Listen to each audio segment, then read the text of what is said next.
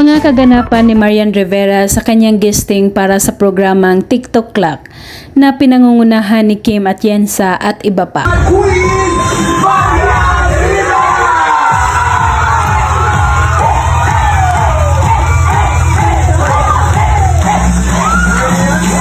Makakasama din ni Marian Rivera sina Pokwang at Coach Jay sa iba pang segment ng palaro ng TikTok Clock tulad ng Match Swerte.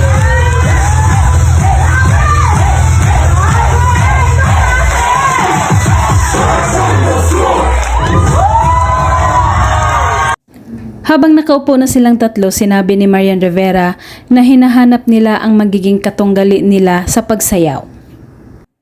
O dahil ang hinahanap namin yung pinakamagagaling.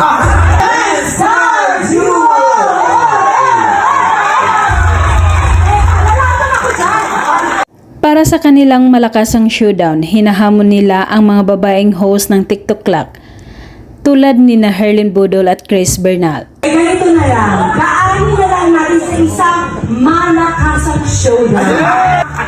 Ano po kayo hinahanap ko sa isang magaling na dancer? Kulang pa po ba?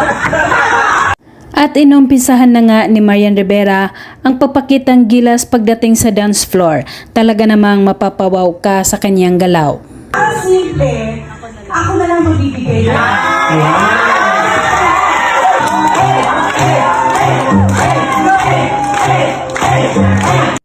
Sa kanyang pagsayaw, maraming pumapalakpak at nag-cheer sa kanya. Super ganda at bagay na bagay kay Marian Rivera ang suot niyang damit.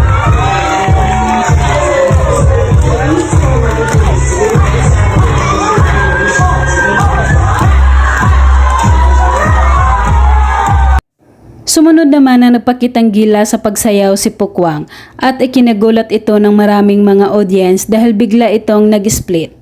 Naniniwala ako at kaya mo silang taluhin.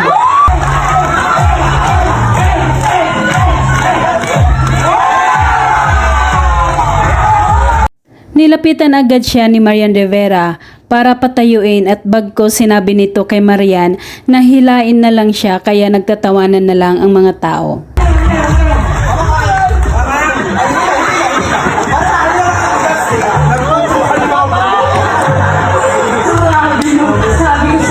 At naglaro na nga sila ng Match Swerte segment ng TikTok Clock, sina Marian, Pokwang at Coach Jay at nananalo naman sila.